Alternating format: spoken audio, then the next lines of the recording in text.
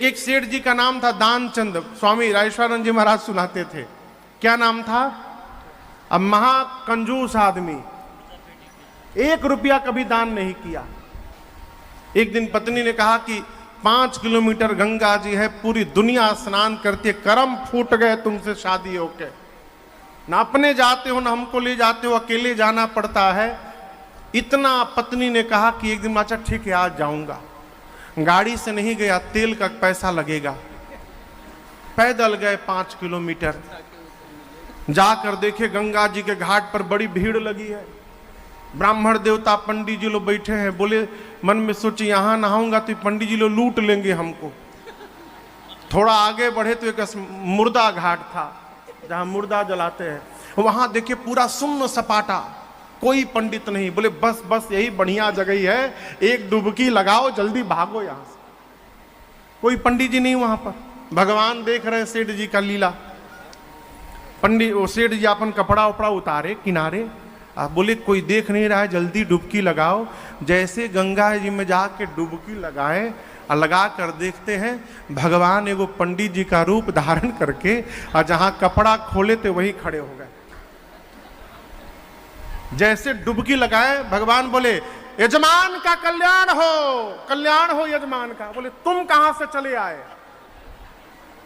बोले मैं यहीं रहता हूं, अभी तो नहीं थे।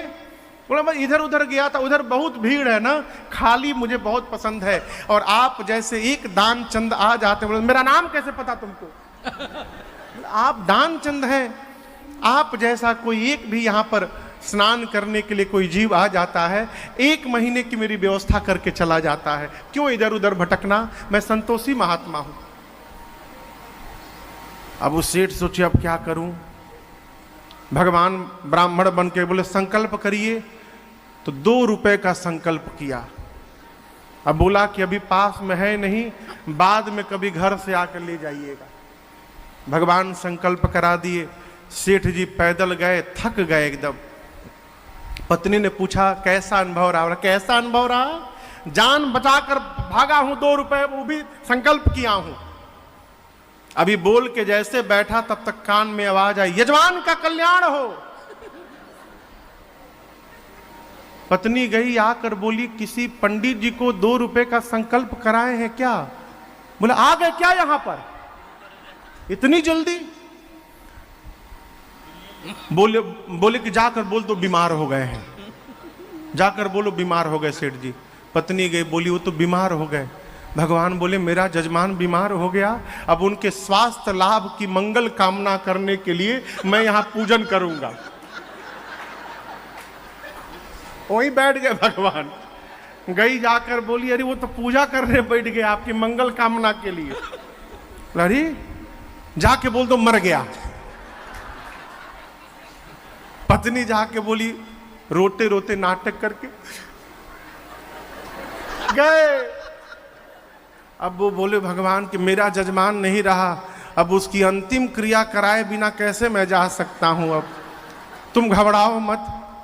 अब वो आंख बंद करके सांस रोक के लेटा है, बीच बीच में सांस ले ले धीरे से। भगवान अनेक रूप धारण करके पूरे गांव में एक ही साथ दौड़ लिए, सबको बोल दिए सेठ जी मर गए। लोग आए, सेठ जी को बाहर निकाले, बांस का खटोला बना उस पर बांधा गया। अब वो सांस रोके लेटा है एकदम। उसकी पत्नी रोए मरे नहीं है। और हाँ बस ऐसा ही होता है, ठीक है कोई बात नहीं। अब वो बोले मरे नहीं है। उठा के लोग उसी मुर्दा घाट पर पहुंचे जहां संकल्प किया था। वो चिता सजाई गई, वहां लिटा दिया गया। भगवान बोले अद्भुत है भाई। अब अग्नि लगने ही वाला था, तब तक भगवान बोले देखिए मेरा जजमान है, हम अपने जजमान के कान में एक मंत्र बोलना चाहते हैं उद्धार के लिए। भगवान गए सीधे कान में धीरे से बोले देखो मैं जानता हूं तुम मरे नहीं हो। सेठ ने धीरे से अरे बाप रे तो वही पंडित है। भगवान ने कहा देखो मैं पंडित नहीं हूं, मैं भगवान हूं। तुम्हारी इस निष्ठा पर मैं प्रसन्न हो गया हूं। तो जो तुम चाहो मांग लो, मैं भगवान हूं, जो मांगोगे दे दूंगा। धीरे से आंख खोल कर बोला भगवान है जो मांगूंगा देंगे ना? जो मांगो अभी दूंगा। 2 रुपए का संकल्प किए थे, माफ कर दीजिए उसको आप। महाराज बोले जाओ माफ कर